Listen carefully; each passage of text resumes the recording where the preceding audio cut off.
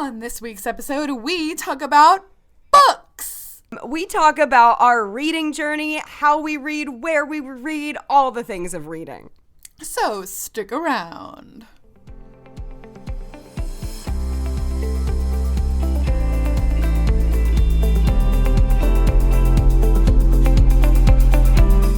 Hello, and welcome to Rare with Flair, the podcast where two best friends with the same rare disease are living our best lives. I'm your host, Cassandra. I forgot my name. Oh, perfect, because I'm your host, Casey. Oh my gosh. Old habits die hard because every time we say the new intro, it sounds wrong. It really, in your ear, it's just like, no, reject. Like Something sounds wrong, surely. But no, but Cass, how have you been, girl? You know, I have been good. I have been cleaning away at my house. Things feel fresh. Things feel good. I'm not done, but you know, that's a good way to pass January, I feel. And it makes the new year start off strong, but trying to stay warm because it's supposed to snow real bad. How are you? Oh, yikes. We love fresh. I love that your home is fresh. I like the word. It's fresh. It's fresh and clean. I've been good. I just got back from the National Institutes of Health. Oh, wow. Yeah, I didn't really know if I was going to divulge that information. Here we are. Here we are. We'll probably end up doing a whole episode on being in research studies. We might. Yeah. But yeah, we are research participants at a few different places because we have a rare disease called Hermansky-Pudlak syndrome. And we may or may not have more research in the future. Yeah, and apparently we're a hot commodity, truly. Oh, yeah, I mean, they just want every piece of us. Who wouldn't want a piece of this? Both literally and figuratively, because I literally gave, skin. Yeah, a TMI, piece of you. I don't know. It's a piece of me. It's gone. You've given pieces of you. It's great. It's great. Oh, yeah. Who wouldn't want a piece of you? Like you said, who wouldn't want a piece of this? I would say the same about you. Yeah. Who wouldn't want thank a you, piece? girl. Mm-hmm. Thank you, girl. That's very kind of you. Even if it's just for my medical stuff, at least people want a piece. Right? How was it? How did it go? I mean, it was fine. It was fine. It was understandable. Good. Yeah. It is what it is all I can say about it. Yeah. But it was funny. My mom went with me for moral support, and when we first got there, our very first order of business was to order pints of Ben & Jerry's ice cream to get us through. That is so important. It's important. I think it needs to be a tradition every time. Yeah, I may or may not have to go back this year. So you'll have to clue me in on how you actually did that because I will have to copy. Yeah, pizza place. They had it. They had it at the pizza place. Wow. They did. They did. But also another quick life update, which has not actually come to fruition yet, but it might. And I think it goes well with the ep that we're doing, is I just applied to volunteer a little bit at the library. Yay, the library! Cass and I are both huge fans of our local libraries. Oh, literally I love the library. Huge fans. I'm so excited, and it would be such a good fit for you to volunteer at the library. I would absolutely live for that. Yes. I mean, I'm not doing it yet. Like I said, I applied, but we will see. I have a lot on my plate, but I also need to get out of the house because all of my craziness that's on my plate all takes place at my home, and I want to find a way to get out a little more. Oh, so, yeah. I get that for sure.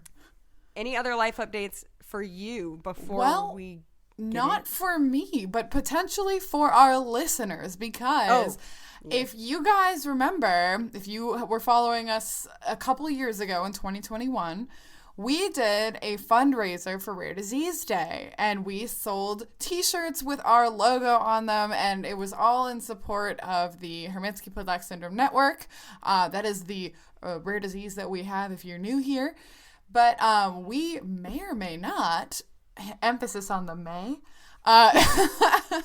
do another fundraiser this year. So stay tuned. It'll start on February 28th, which is Rare Disease Day. But we wanted to tease it right now so that you guys get excited. Yep, because who doesn't love merch of their favorite pod? We know this is your favorite pod. You don't have to be ashamed. Don't lie and say we're not your favorite. Casey, are you excited for merch? Of course. I think we're already planning how to use this merch, so hopefully. Oh yeah. It's a look. It's a whole vibe. It's a vibe. And emphasis on the May. We're gonna try to make it happen. So be on the lookout. For sure. It's exciting. Can't wait. But girl, books. Cass and I, both of us have quite a lot to say about this topic. Yes. We've talked a little bit about books and reading in the past episodes, but we were like, this deserves an entire app on its own. Especially since I feel like recently both of us have like more to talk about regarding this topic. Like it feels very timely. I'd say so. So kind of similar to our cooking episode, if you listened 2 weeks ago to our episode all about cooking. If you haven't, it was fun. We're going to kind of just right now discuss our relationship with reading throughout our lives from childhood up until this point, you know? Yeah. So let's see. I'll start. Yes, take it away. All right. So when I talked about this in our school episode, it may as well have been forever ago, but it was. Yes, literally. But so I always really enjoyed reading as a kid. I read really early on, actually. I think I was like 4 years old when I could read. And like in first grade, I was already reading chapter books. Like it was really fun. I really I read a ton as a kid, and I was in like all of the like local library reading competitions. We would get a personal pizza.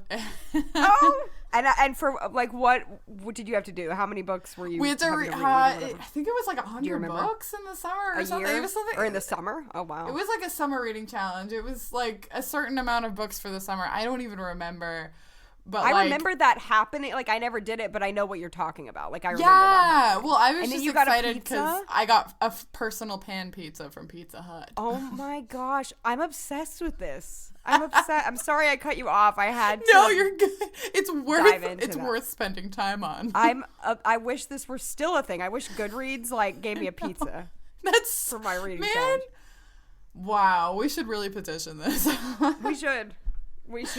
Hey, I still think local libraries do it, so I wish they did it for adults. That's the thing. Adults, they should. They really should, because I think adults struggle to find the time to read more than kids might. But anyway, yeah. Anyway, right. So like I read a lot growing up, and I think like this might be kind of a theme for both of us that growing up in the early 2000s, like I forced myself to like use my eyes more than I really needed to. Maybe it was to fit in and do things like everybody else in a way, but like I would force myself to read printed books. I have like so many memories of being on like road trips and putting blankets on the windows and hiding under a blanket just so I could get just a crack of light so that I could correctly read a book. Oh, wow. Yeah. Yep. But now as an adult, I don't actually read as much. I've recently started getting back into reading more because I always felt like audiobooks were cheating if you weren't really reading. But I want to get it. Yeah, we're going to get into that later. But so you have been reading more audiobooks lately is what you're saying? I really have. I've been reading audiobooks more before bed, and like sometimes when I'm doing some housework, I'll put on my audiobook and go to town, It's fun. It feels sort of like watching TV without having to watch TV. But it's cool, and I'm happy that I'm getting back into reading. A lot of the time, like, I feel like if I have extra time, I'd rather just, like, not have to think too hard and therefore not read a book. Yes.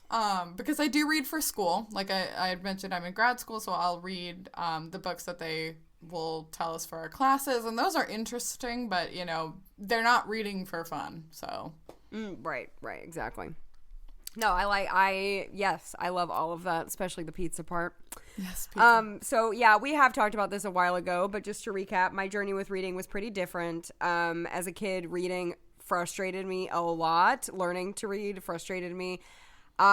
Looking back, I think school frustrated me in general, all of it. I was not a school-loving kid. And the problem with me is, like, I get really passionate about learning and reading only when it's really something I care about. And I guess anybody could say, yeah, well, that's for anybody. But really, I think the reason I didn't like reading as a kid is I wasn't reading things that I would have liked. Like at school, they were making us read the most boring, like these like little pamphlet books they would give us about the most boring things that I didn't care about. And so I thought I didn't like reading because I wasn't reading things I was interested in, is the bottom line. And then when I was about like 14, I discovered Twilight, which I've talked about on this podcast before, which is hilarious that Twilight was my gateway drug, but I'm very grateful for it. I'm grateful to Stephenie Meyer. I know nothing about her, but I'm grateful for the Twilight books. So then after reading Twilight, I became obsessed with reading at that age, mostly young adult fiction. I would go to Barnes and Noble or the library literally like every Friday night, to the point where like I knew the people that were regulars at said places. I read all kinds of stuff. I would always have a book with me in my backpack. I would get in trouble for trying to read in class. Like it was like all the time. I went from like 0 to 100, like major book lover. And then in college I read a little less because kind of like what you were saying, Cass, just like the time, like you don't have you're reading like textbooks, so you don't have a lot of time. Then when I graduated college, I was going through a time of transition. I was lonely and bored, and I made a booktube booktube channel, which really is just a YouTube channel where you talk about books. And that was a lot of fun. I made a lot of friends that I still am quote unquote friends with. And I met one of them in person like multiple times. That's so cool. So that community was really cool, and like I hate to be dramatic, but it got me through a dark time. Like that year was hard for me, and that was what I had. Like that was my hobby, that was my passion.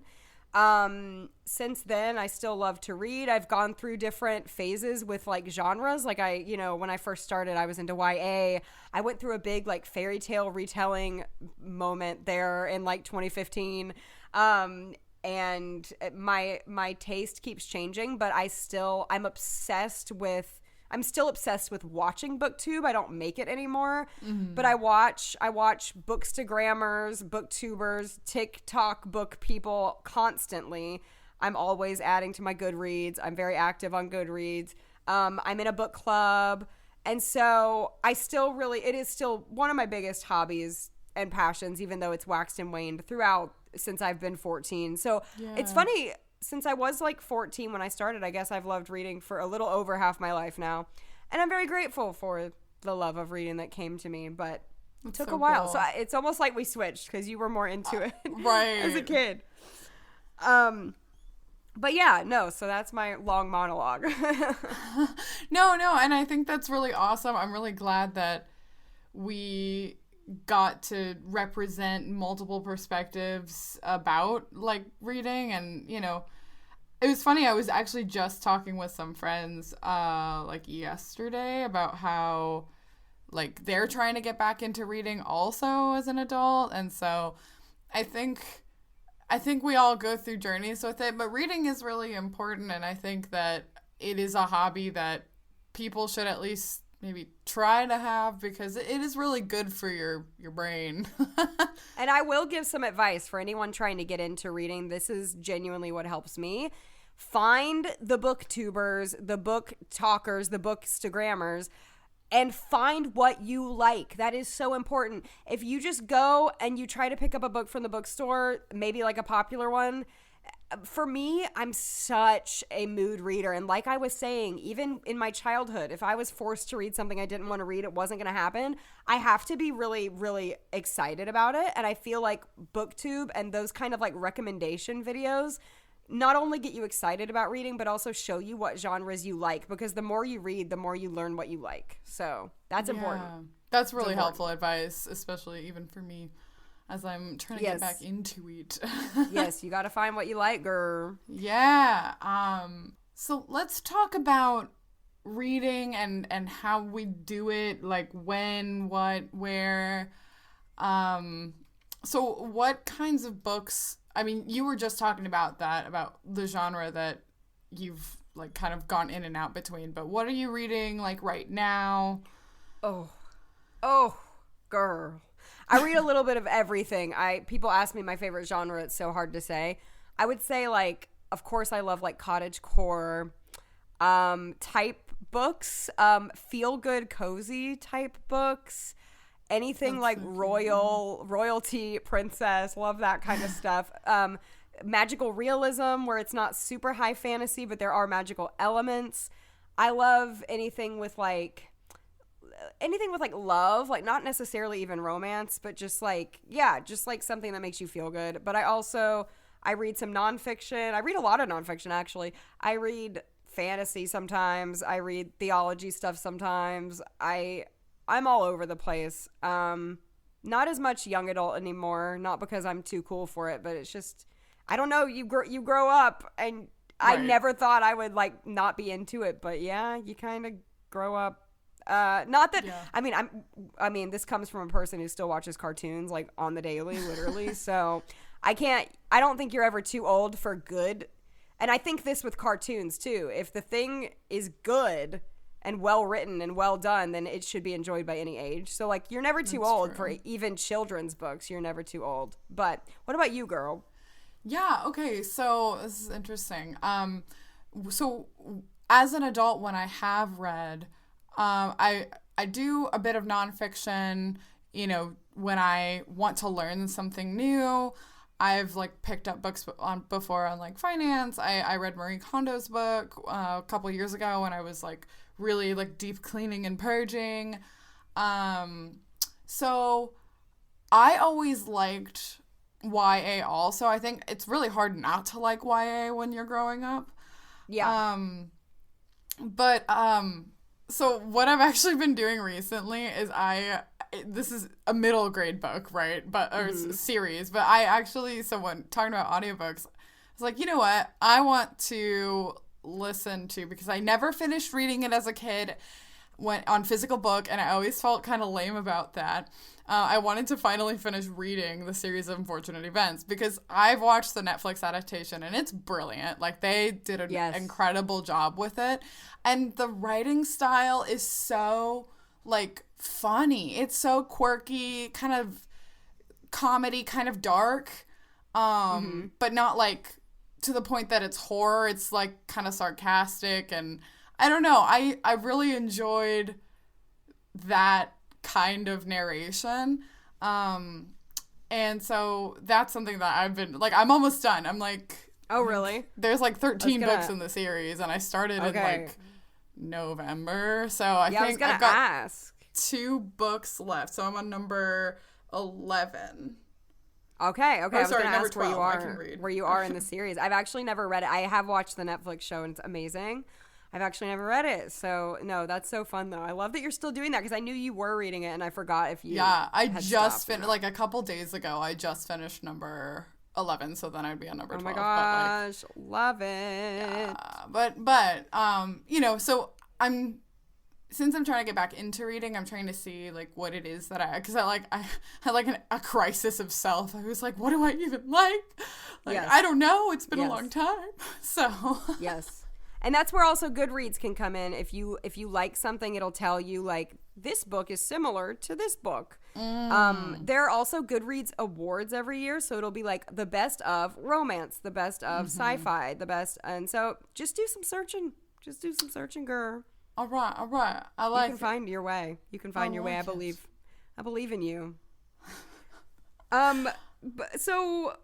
Formats. Are we ready to get into formats? I feel like this is going to be a long Wait, no. topic. No, we're not ready. Okay, but when do you like to read? Okay, we'll get into that. Oh, no, we do need, you're right. We do need to discuss. We're not done. So, In order to explain to you when and where I like to read, I do need to kind of get into formats a little, but we're going to save that deeper topic. So I read 50-50 Kindle and audiobook. So that being said, I am usually always reading both at the same time. Mm-hmm. And by usually, I mean when I'm in a reading spell, which I am right now, but it comes and goes sometimes. So when do I read my Kindle? Kind of anytime I have free time. So this would be the time of day that you would normally like get on TikTok or watch TV. I get on my Kindle and I read. And I even read while I was traveling, you know, you can take it out in public, read on the airplane, whatever. Yeah, and then for audiobooks, kind of, doing chores in the morning when I'm getting ready, at night when I'm getting ready for bed, kind of just when you have like a free moment. So that's kind of when I read my audiobook. Yeah, it's kind of, sometimes when I'm on my bike, I'll read, I do a stationary bike, by the way, I'm not like outside. On my stationary bike, I'll read my audiobook. Yeah, sometimes, not always, depends. So yeah, those are my wheres and wins.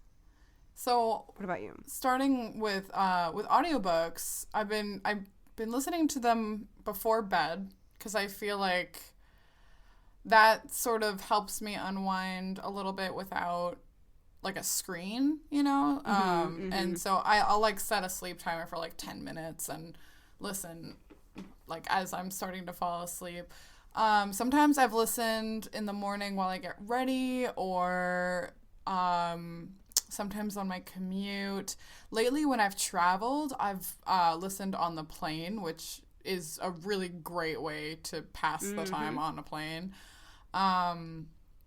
And yeah, sometimes doing chores, I'll do audiobooks. When it comes to physical books, I mostly read at night. I am a night person by nature, so like that's usually when I even do my reading for school anyway. But I mean, if it's a weekend and I have the time, maybe during the day. But I really like to be like cozy in my bed when I read. Yes. And I read on my iPad usually. Okay. I'm not as much of a reader to like warrant using a Kindle, so I just like I'll use the Libby app, or I have Bookshare because I'm a student, and so like students can access Bookshare for free, which is awesome. And so I read on the VoiceStream app. That app costs like $25, but it was a solid purchase just because like you can really tweak the background and foreground colors to something that will like please you. Also, I read cookbooks actually. Sometimes I'll read cookbooks like a book. I love it. Of course you do. It's really Cookbook cool, Club. especially because of Cookbook Club that I do with the old ladies at the library. I have to like learn about the book and we sit together and discuss it. So like sometimes the author of the cookbook will have like anecdotes and things like that, and I really enjoy that, see like their journey with the recipe and whatnot. I don't like that when I look for a cooking blog, but I do like it in a cookbook. Yes. Oh yeah, no, I love that. Yeah, the blogs annoy me because I'm trying to get a recipe and then they explain like their whole day and I'm like, I just want the recipe. I don't need like your whole life story. No, yeah, so we kind of started talking about formats in that area. But I feel like there's so much else we could say. Like, there really is. So much else we could say. So I did want to take a small tangent just because part of the reason I'm getting back into reading, part of which is Cookbook Club, part of which is like grad school. But because of grad school, I actually took a course last fall on user research, which is essentially like trying to understand what people want when they use technology or do anything really. It's just like understanding people's needs, kind of social science-y, and then how do we try and meet those needs in a really basic way, right? So for my user research class, we had to pick a topic and like recruit people and like ask them a lot of questions and write a report on it. And I really wanted to talk to other blind and low vision people about how they read books. It just kind of came to me, which is hilarious because I don't read that much. But like, I just thought it would be really interesting because I know that with the advent of technology, it's easier now than it ever has been before to access books. But that doesn't mean that makes it like simple to get. So I interviewed 9 people last fall. Casey was one of them. Thank you, girl. Oh, yes. Yes, girl. It was amazing. About kind of what we're talking about like how people read, where they get their books from, and like any issues they have while like trying to get their books to read or while reading, like actually reading their books. And so it was really interesting. It really did inspire me to want to read more. And I'll probably talk a little bit, especially when we come to formats, like I'll probably talk a little bit about what I learned from my participants. But one thing that was cool when thinking about when people read is that I also intentionally sought out blind and low vision people who like really did love to read, both for, you know, for pleasure and also for like school or work or whatever. And a lot of people described reading as kind of this really, it was so wholesome. It was this like lovely little ritual, and people would talk about when asked like when do you read and what makes a good reading environment. People were like, oh man, I love like turning down the lights, like getting some cozy like mood lighting if they were low vision, or sometimes people would just be like, I'll just sit in a dark room and listen to an audiobook. Or like I'll cozy up on my big chair with a blanket and, you know, just really dive into my book. And I'm like, that's lovely. So reading is truly a ritual. Yeah. No, and I think I'm so proud of Cass for this project. It was so cool, and I learned a lot about low vision and blind people and how they access books and reading. And yeah, it is a ritual. I think like for me, it's very stress relieving for me. And I feel, you know, like, you know, I love to read, but I feel like sometimes when you talk about loving to read or like how much you read, it seems like you're being like, well, I read, as if it's like this like more noble hobby than like watching TV or whatever. And watching TV is also storytelling. I think watching TV is also a great hobby. I don't think I'm like better or smarter or whatever. I just genuinely, it brings me joy and it brings my like blood pressure down. Like it literally like it's a stress reliever for me, and it's also maybe a little bit of escapism, let's be real. I don't know how healthy that is. But it's good sometimes though. Gets you out of your head. So like, you know, I feel like people sometimes it's like this, you know, more uppity thing or whatever, but really I you know, as a person who's like an actor, I've always been such a lover of stories and characters, and so I love that in any way. I love that in plays, in TV shows, in books. Like I love stories, like in any format, you know. Yeah. But you kind of got into speaking of any format, yes. Getting into formats. There are many different formats and ways we can read. We talked a little bit about it, but so you can have ebooks, you can have braille books, audiobooks, physical books. And then we have, you know, like, how do you get your books? Do you get them from the library? Do you buy them? Do you whatever? Right. So I can get into this a little. So like I said, I split audiobook and Kindle books, like kind of 50-50. Audiobooks. How do I get my audiobooks? So I have the Libby app, which is a library app. If you have a library card, that's all you need. And you can download the Libby app and get books for free. You do have to wait in a line sometimes to get them, you know, like a library would be. And then you have to return them like a library. So, but also I have this app called Bard Mobile, which is through the, what is it? National Library Services? It's like super long. It's the National Library Services through the Library of Congress, National Library Services for the blind and physically handicapped, I think, something like that.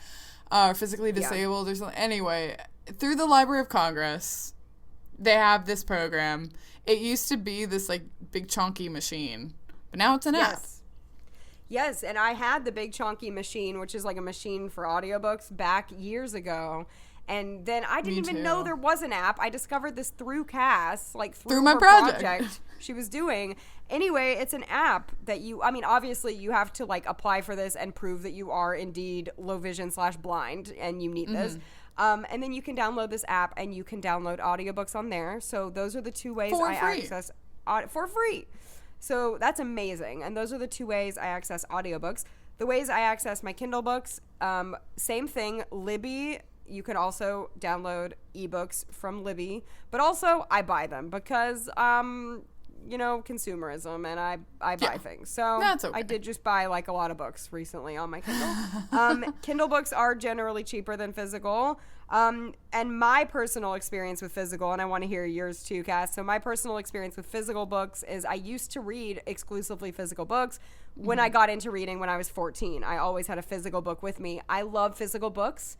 I miss physical books. If I could read physical books, I would. It's not worth it for me. They are in order to get them close enough to my face to be able to see them, it is too heavy. It hurts my shoulders. The Kindle is great because it's very lightweight, but also the Kindle uses e-ink, so it looks like real ink. It's not blue light cool. like from your phone. And so I really, really love that. And so I do have a few more things to say, but I want to hear your... Okay, I have a lot to say both about, like, from my perspective and then from what I learned from my participants in my project. Yes. Okay, so when it comes to formats for me, I started reading audiobooks very recently, and I also read them on the Libby app. I did, thanks to my project, I did just get reinstated on Bard Mobile because, like Casey said, I had Bard Mobile, like, or a Bard NLS library services for the blind. It has so many names. I had one of their chonky machines like over 10 years ago, but I didn't use it very much because it felt a little impractical, and I didn't really know that they had an app until I did this project. So I've got my Bard account reinstated, and that's another way that I can access audiobooks. For physical books, for visual reading, like digital ebooks, I also will use Libby sometimes, but lately, since I am in grad school and I'm a student, I have been using Bookshare, which, like I said, is free for students, which is a really, really, really helpful tool. I think, like, you have to qualify and have that free access for students, you have to have, like, some kind of also proof that you are disabled.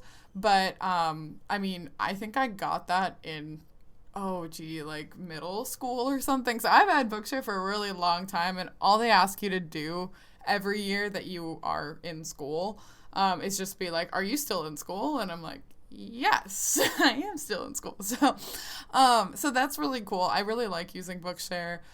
I feel like I can find so many of the books that I'm looking for on there. It's got a really, like, vast variety of books. And so I have also paid for Kindle books when I've really needed them for school. But thinking about my project, it was super interesting thinking about also Bard and NLS, whatever. It was super interesting because out of the 9 people that I interviewed, 7 of them used Bard Mobile, and the other 2 people, which at that time, one of which was Casey,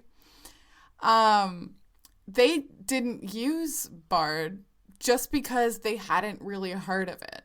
And I was kind of shocked, because then it made me think, like, how did I ever even hear? Well, one, I didn't know either that it was an app, but how did I even hear about this program to begin with, like, well over 10 years ago? I don't even remember. So utilizing this platform, I do not know who needs to hear it, but if you are blind, or low vision, legally blind, and you want free audiobooks, go check out the National Library Services for the Blind through the Library of Congress.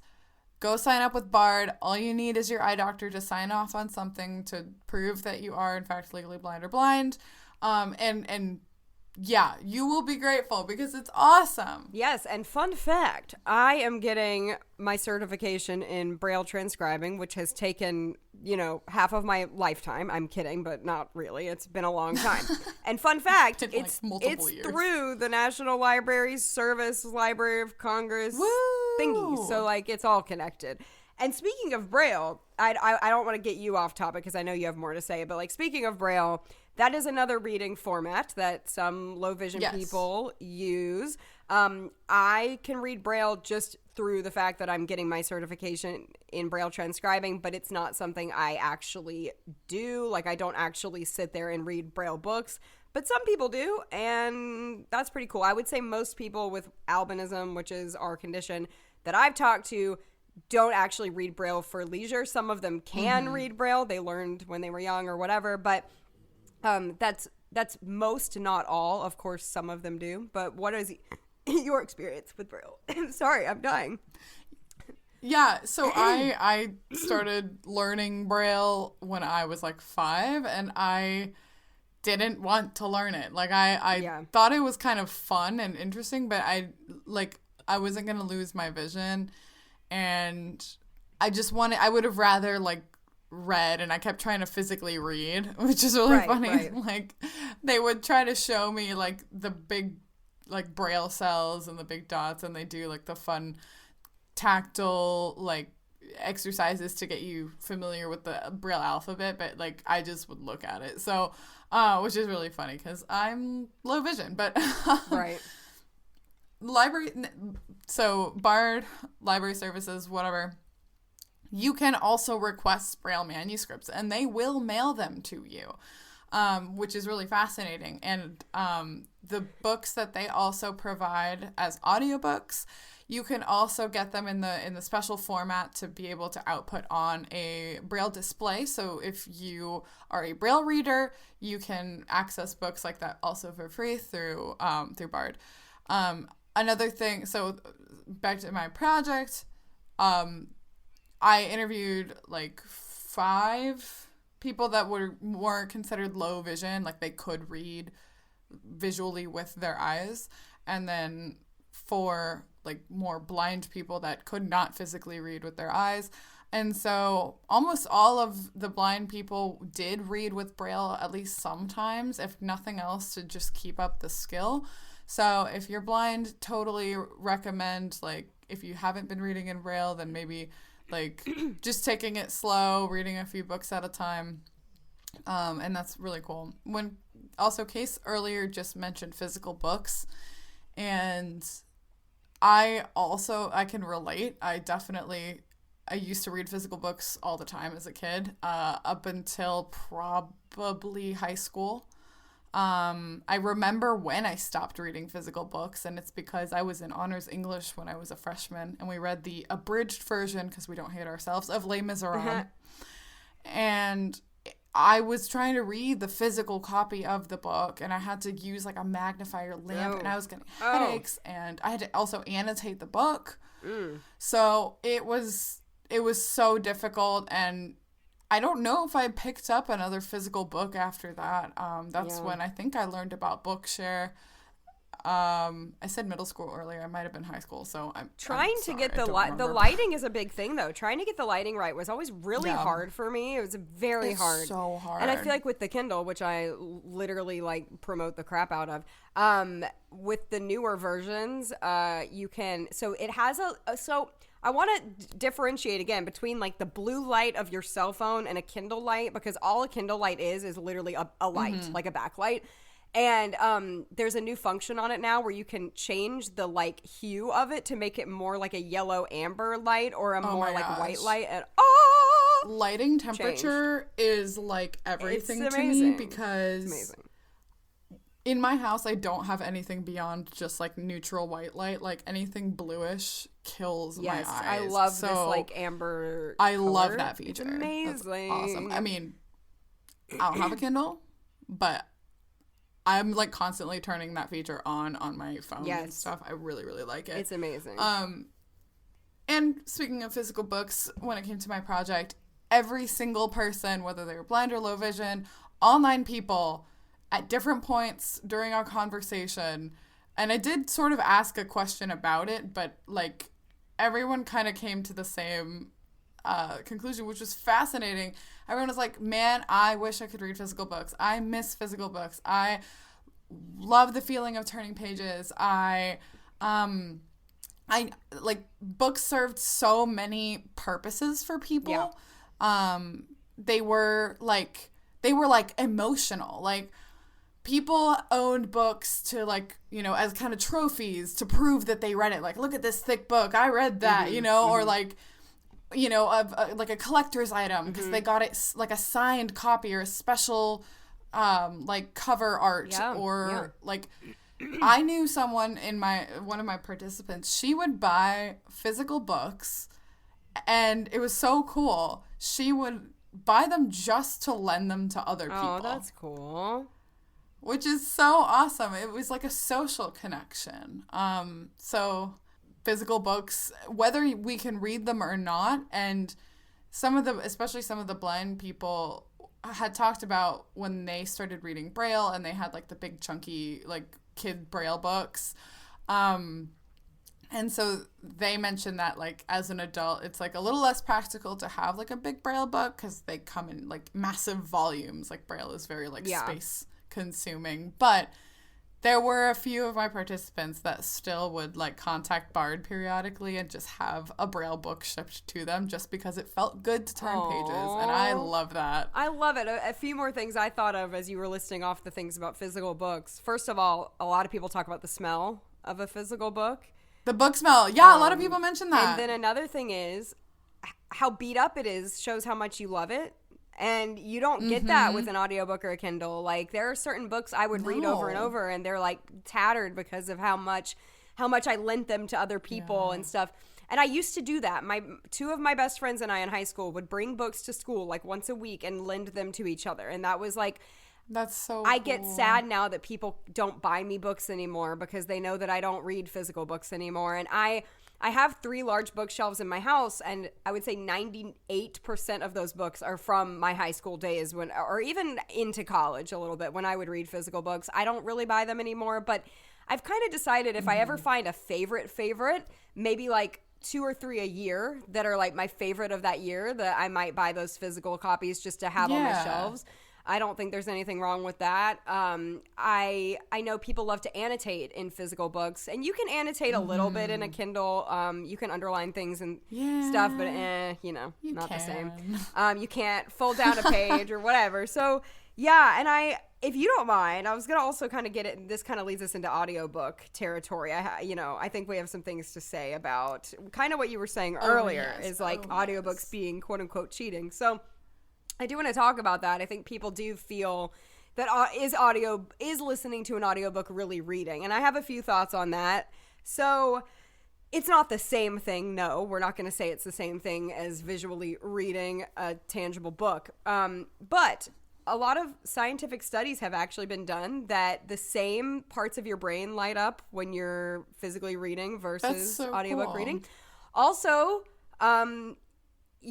hearing stories, being told stories is our first way, when we're born of ever,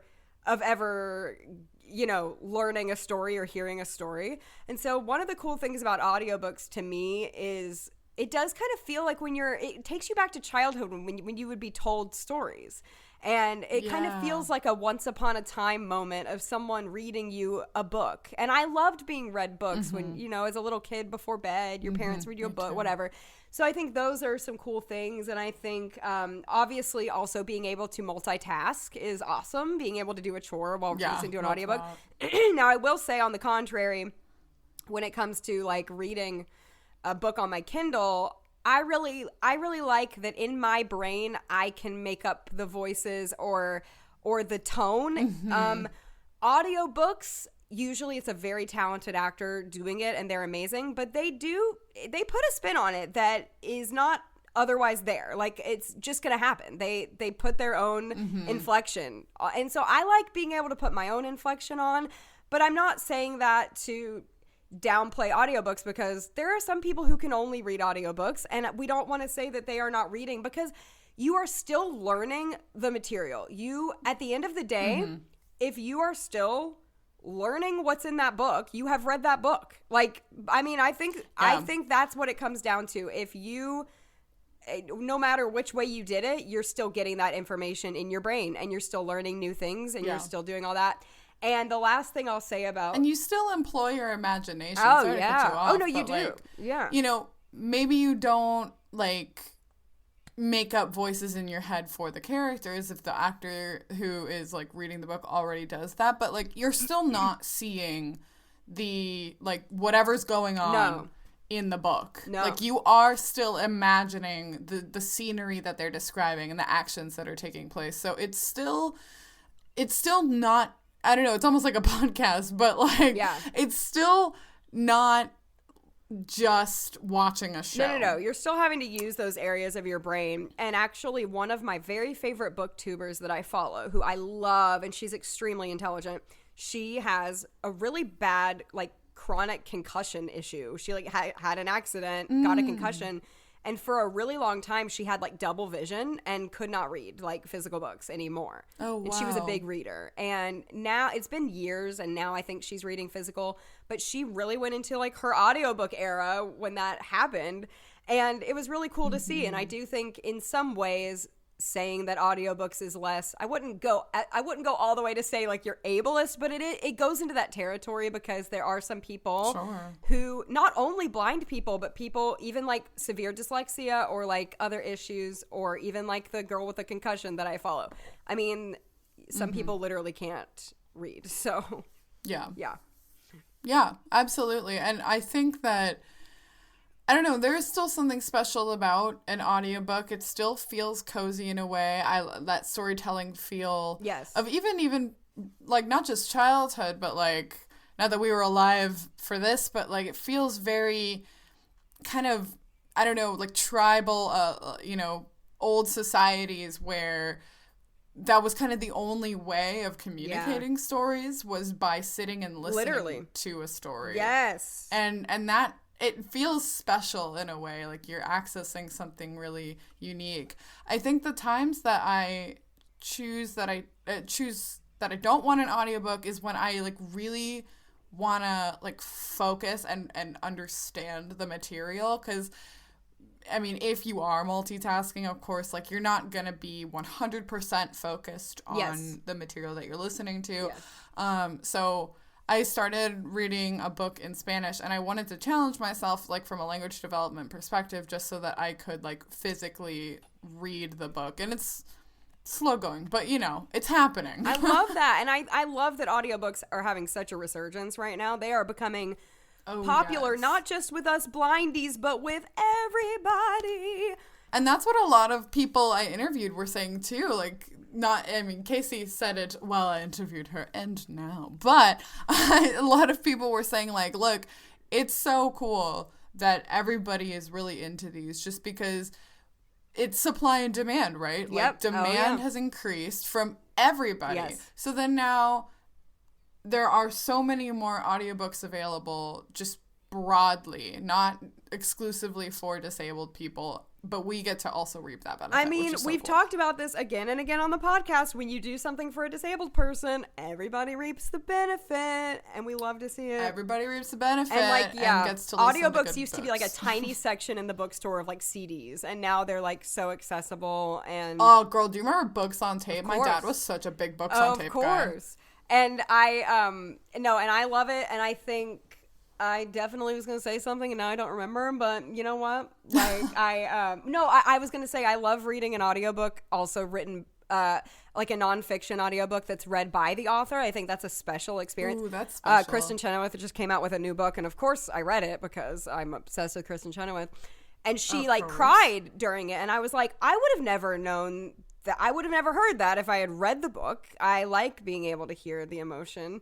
That's so cool. And then also, I like you were saying with multitasking, I think doing if you want to like have that experience of calming down with an audiobook, I think like coloring or doing a puzzle or doing those kind of things while you like a audiobook, passive or like knitting or anything like that is really a relaxing experience, and it helps you to kind of focus on it because it is passive, like you said, where you're not like running around like putting up your dishes or whatever. It's a little more like relaxing. So that was another thing I wanted to say. No, that's a great thing. Someone I interviewed mentioned like doing a puzzle. I don't puzzle, but I color sometimes. I know. Well, actually, girl, I did not tell you about this. I'm just going to tell you about this right here on the pod. One of my blind friends recently, it was Christmas themed, so it's whatever. But like, she sent out like tactile coloring books. Oh my gosh. That's so cute. It's really cool. Like they're made with a braille embosser. Oh, that's so cool. And there are like no visual lines, so like you just have to feel it. And it's like it's awesome. That is so like cool. I'll have to show it to you. It's all like here on my desk. But I wanted to say one more thing I discovered literally last night that changed my life. Quite literally changed my life. Please do share. Please do share. Graphic novels. So I'm not trying to be condescending to the podcast listeners by describing what a graphic novel is, but I will just in case people don't know what that is. Please describe. So yeah, a graphic novel, it's very similar to a comic book. It's a book with pictures, and then like the text is in like bubbles, like a comic would be. Graphic novels are pretty popular. Even though I'm blind, I love beautiful things. I love animation. I love cartoons. Did you listeners know that we like cartoons? I don't think we really like I don't cartoons. think we've ever talked about that before.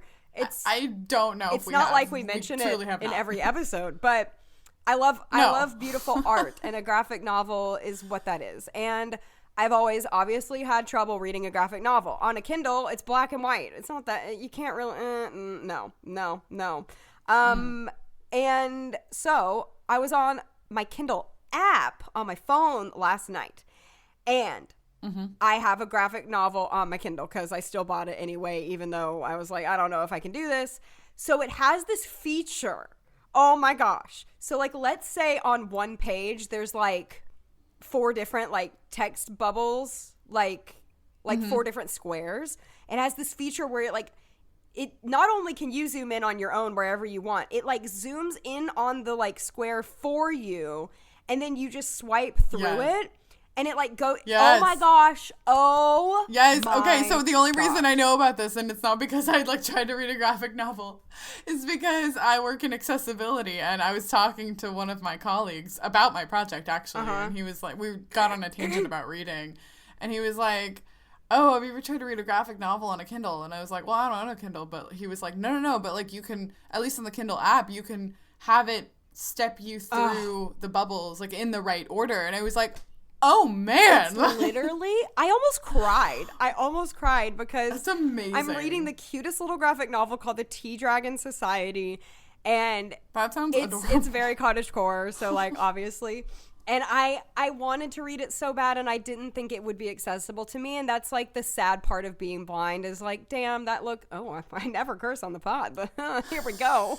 Like that looks good.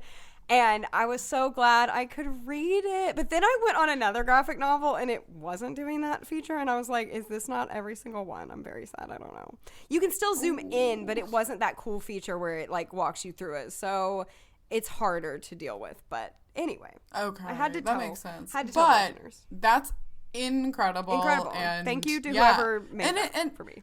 Amazing accessibility feature for us low vision pals. Yes. Oh my gosh. Yes. I love that. Yes. That makes me want to read a graphic novel. Girl, you should. You guys, we have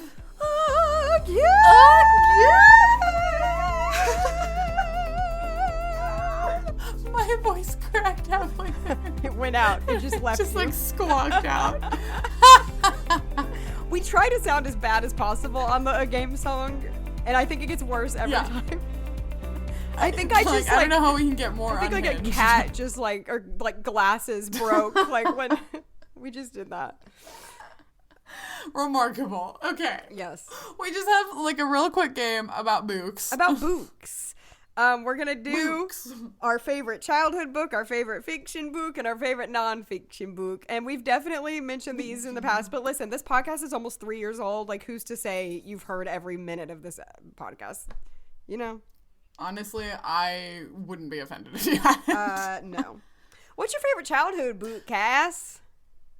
Okay, so my favorite series as a kid was Percy Jackson and the Olympians. It's so I am not a huge fantasy person, but I loved that. Yes. I loved like the modern take on it. I loved like parts of it were real, like in kind of a real world New York City type vibe. Parts of it were, in kind of more like actual like Greek places, and so it was so cool. I love a rotating perspective book, and those did that for me, which I really, really enjoyed. I just thought it was so well done. It was very captivating. It was really endearing. I read like multiple spin-off series that the author Rick Riordan wrote. I was a big fan. I was a big fan. Rick Riordan. Yes, the author. What a hero. Good one. So Hero to the my masses. favorite, I've definitely mentioned it. So I'm a big Roald Dahl fan. I love all his books, but Charlie and the Chocolate Factory was my jam and still is my jam. And I love Matilda too, but Charlie was like my childhood. I was obsessed, and it's great. I love it. Yeah. I love it. Okay, favorite fiction book. You know what? I go back and forth a lot, but I think it has to be Anne of Green Gables by L.M. Montgomery. That feels right for Anne you. is really does. a cottagecore queen. I love the way she sees the world. I love the way the book describes nature and like the childlike wonder that we can have in this life if we look at like Anne looks at like the forest and makes it this like big deal, and like her imagination is so amazing, and like I love her so much, and the whole series. I also love Anne with an E on Netflix, and I love that book so much. So I love it. I think that's my favorite book. What about you, girl? Okay. So, in school, reading books for school is usually a miss, but one of them really like stuck with me, and I actually read it before we were assigned it. I knew we were going to read it, but I've read it a few times. I really, really enjoyed Fahrenheit 451. I thought it was just like, I love the writing style. I just think, oh my gosh, why am I blanking on the author? Wait, I know it too. It's like he's like very famous. Yeah. Like, it's driving me nuts because I know it. We're gonna settle this now. We're gonna look it up. Hold please. Hold everyone, hold. Ray Bradbury. Ray Bradbury. Okay. Oh my god. I just think that the writing is inspired, especially as the book picks up momentum.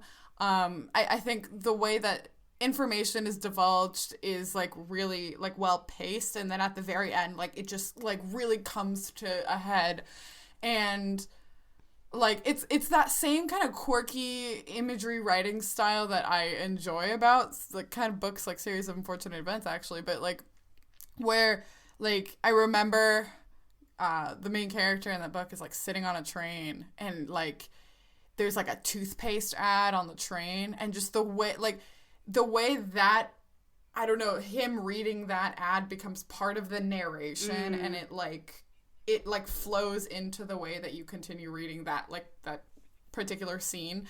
It's just like, oh man, like, it's such a journey, and I think that, it's got lots of ideas at the end of it, and you may or may not agree with the message. I don't even know how I feel about the message at the end of the book, but I just thought it was so well written and like fascinating. So I really enjoyed it. Well, those kind of books are great though when you don't know how you feel about the message, because it opens for such good discussion, and like I love that so much. I love thought-provoking things, and that's why reading is important. You can really step into many different people's shoes and ideas and things like that.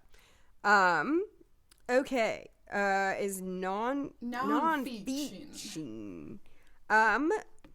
My favorite nonfiction book, I've talked about this many times. Once you've done a podcast for a while, you repeat yourself a lot. My favorite nonfiction book is The Hiding Place by Corrie ten Boom. Yes, that's a really good book. First read that book in the 6th grade. Never forgot. I still remember, literally vividly remember, first reading it and the things we talked about. And then I've read it since in my adulthood, probably 3 or 4 times. I love it. It's a World War II book.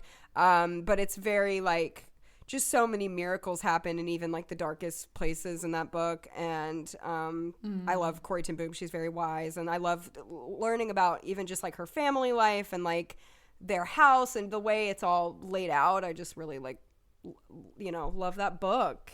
So yeah, that's awesome. What about you?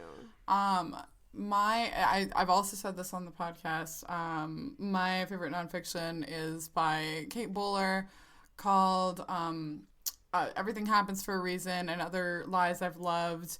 It's kind of a memoir, ish, I guess. Basically, she's a professor in divinity at Duke. She's really brilliant and smart, and while she's working on her thesis, she starts getting sick. She gets sudden arm paralysis, and then she also develops cancer in her intestines, I believe. Mm-hmm. And so it's just her journey with reckoning what does it really mean to be human, and pondering actual life. And as someone with a chronic illness, I have not often read a book in one day, but that was one of the books that I have done that with. And I just I found it so compelling. I felt so seen. Her rawness and honestness, and I also love her writing style. Yes. I just think, man, it was so captivating and heartbreaking. I cried, but also it's kind of ragged at the edges. Life is not neatly packaged. And even at the end of the book, it didn't necessarily end with yes, I'm cured and everything is great now. Yeah.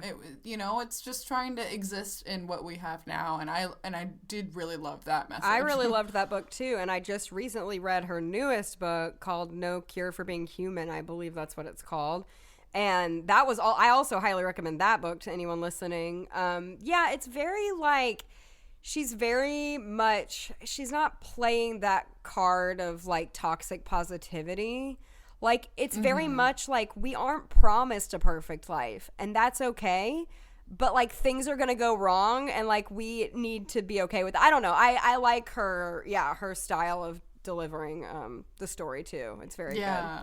Yeah, she's got a really compelling writing. Also, for those interested in personal finance, this is a solid nonfic recommend. It's called "I Will Teach You to Be Rich" by Ramit Sethi. He writes really well. He has a really funny way of writing too, and you can tell that he's intentionally trying to address young people, but he really well outlines the ways to start getting your finances in order. If you're interested in what does it mean to budget or spend money on things that I need, how do I get out of debt, or I wanted to learn about investments, and I was just overwhelmed by what all of the words meant. Mm-hmm. And he really plainly, more than anyone I've heard before, he very plainly laid it out, and I felt for the first time it made sense. Okay, I love that. And I'll give one more since you did, and it's disability related, because for the pod, I really recommend Being Human by Judy Heumann. She is a disability rights activist, and she helped put the 504 plan in place, and it's such a good book, and that is going to be the book I use for my final manuscript in Braille transcribing, which is happening now. And so... Oh my goodness, I can't believe we're here. Oh my gosh, we're here. So many good books. I'm sure there are so many more we could mention and recommend. So many books, not enough time. So many books and not enough time. That's my biggest stress in life, is I don't have enough time to read all the books I want to read. I have 300 there's a to read shelf on Goodreads, and I have 300 on there that I want to read. So I think after we finish this episode is when I'm going to reactivate my Goodreads please account. follow me. Oh my gosh, we can be like social media Goodreads buddies. We can be Goodreads friends. Girl, please do. You can make a challenge on there. It keeps track of all your pages and all your reading throughout the whole year. It's so fun. It's like Spotify Wrapped, but not. But for books. Thank you for listening, everybody. This was so fun. I love books, and so that was a great time. Oh, so good, you guys. Also, don't forget, as we say, to follow us on the socials. Yes. We almost have 1,000 followers on Instagram. Hopefully, when this comes out, we do have 1,000 We are followers one person on away Instagram. from 1,000 followers, so if you want to be that one person to push us over the edge, please do it. Please do We it. would thank you. We're on all the things. hello@rarewithflair.com. If you have questions, comments, email, whatever. And yeah, we'll see you in 2 weeks. See you in 2 weeks. Bye. Bye.